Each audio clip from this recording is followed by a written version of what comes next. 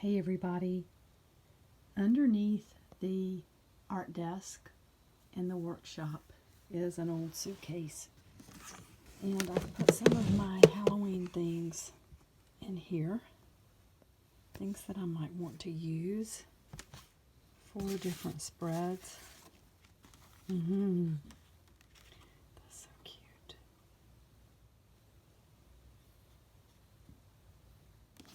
My journal has been pretty serious in a way, but I do want to have in it some of these things that I've been putting aside.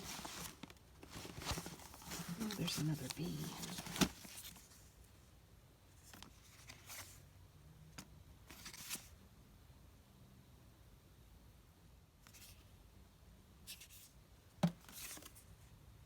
There's just a few random tarot cards that I found. I do not use them. I love the artwork.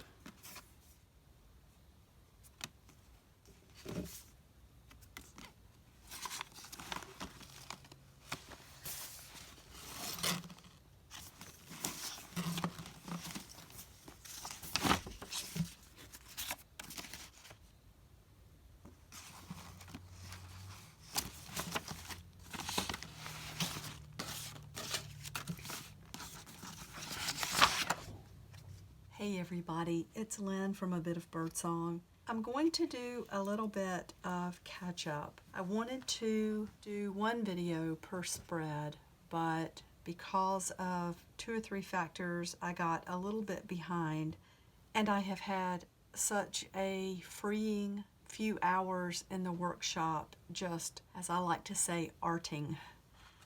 I was really in the mood to see some purple, and I've been going through papers in my dining room. I came across this piece of wallpaper with the wisteria on it.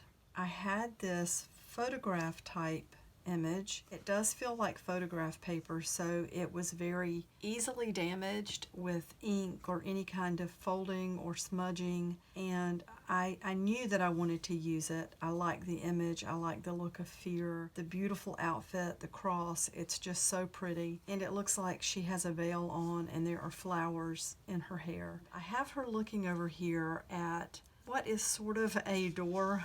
Again, I've been going through papers, and I had some beautiful pieces of wallpaper. I also had some what I call fancy paper. I put more purple on this page just to make myself happy. And the fact or the bit of folklore that I wanted to include in this spread is about purple doors. Color purple is one that is associated with royalty.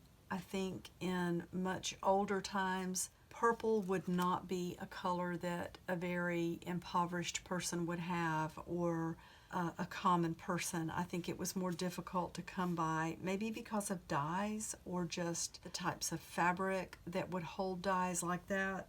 I'm not really sure, but in modern times, more modern times I should say, a purple door is being used to signal a witch lives here. That's kind of a trend, I think. I'm not sure how long that has been a saying or something that a person might actually use.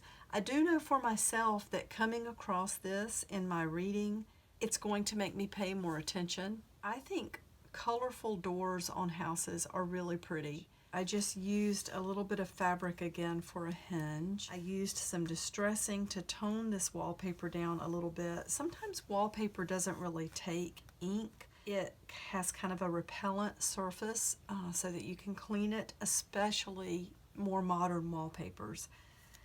So that is my spread for October 11th. I had a lot of fun with the spread for October 12th. Just being totally honest, I knew that I wanted to sketch a face of some kind, and I have had one of those days where I feel like everything I touch, it goes in the opposite direction. This actually turned out really cool, and one of the things I like to say is if you don't like something, it means it's not done yet.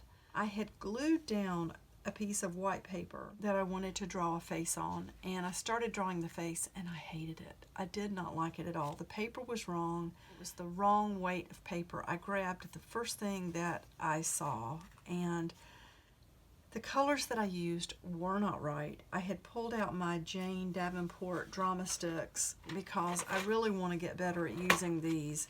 and I had started using some of this color, and it just clashed. It did not go with anything. So I said, whatever, and I pulled up the piece of paper, which by this time had stuck, and it left a little bit of paper behind. It also pulled up some of this paper along with the distressing that I had already done. So I just distressed over it again with this Tim Holtz spray, and I just love that it looks like it made a frame. I started all over again with just a drawing pencil and then one of the black drama sticks and the purple drama stick. Over here, just to have something quick, I pulled out this journaling genie again, made by Chatterbox. I made myself a little template with some lines, and I wrote, "Sometimes a witch must simply enjoy fall." I think no matter who we are, what we are, sometimes we do have to just say no to the stress and no to maybe demands that we've put on ourselves that are not realistic. On a perfect day, maybe the demands you've put on yourself are realistic, but we don't feel 100% every day. And it's okay to give yourself a break. It's okay to mess up a page. It's okay to try something and not like it. It's okay to leave what you don't like on the page and just acknowledge that and say, yes, this made me feel bad about my artwork, just like that picture I did. And you can leave it, or you could glue over it, or you can pull it right off the page. That to me is what art journaling is all about. This next spread for October 13th, I had this napkin that I knew I wanted to use. It says Witch's Brew. I had an owl page that I knew I wanted to use, and I pulled that out of the suitcase. I have continued to use this paper doily, or whatever you want to call it, paper table scarf, just to spray ink onto and get this beautiful design. I think it's really nice sometimes to carry a design through a journal so that it shows up now and then. It doesn't have to be every single page, and it definitely can tie a journal together. I've also mentioned that I'm probably going to go back and add to this journal something I would love to be able to come up with or to purchase to use.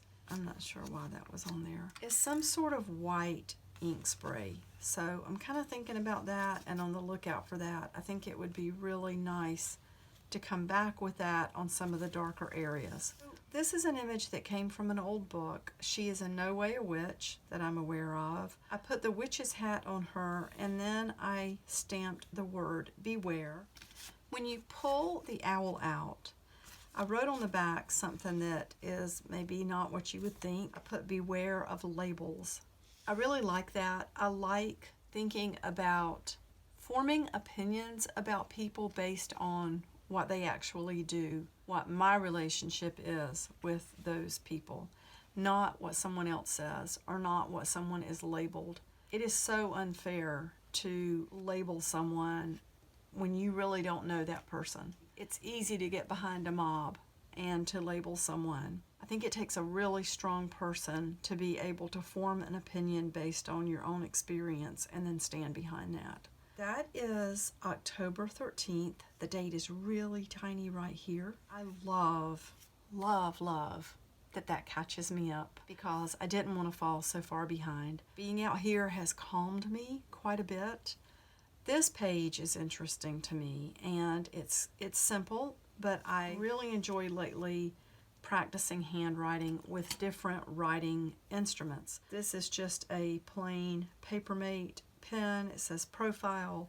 I never thought I liked Papermate pens that much, but I have recently found that yes, I do. I bought a pack of Papermate pens to use with my planner, and I have liked them so much. And so, you know, I might turn into a Papermate girl for just day-to-day writing. I was kind of married to Bic, but I don't know. I'm trying different things. There are a lot of writing instruments that I want to try. This is something very interesting. There are different theories about this, and there are different thoughts as to whether or not this is true. So all the beautiful fungi that grow, different types of fungus, we have beautiful mushrooms. I just love to go out and look at lichens, you know, on trees, different types of fungus that grow. I love moss, I love mushrooms, anything like that that grows and it seems like it loves moisture, kind of damp, dark conditions. Well, I'm just going to read you what I wrote.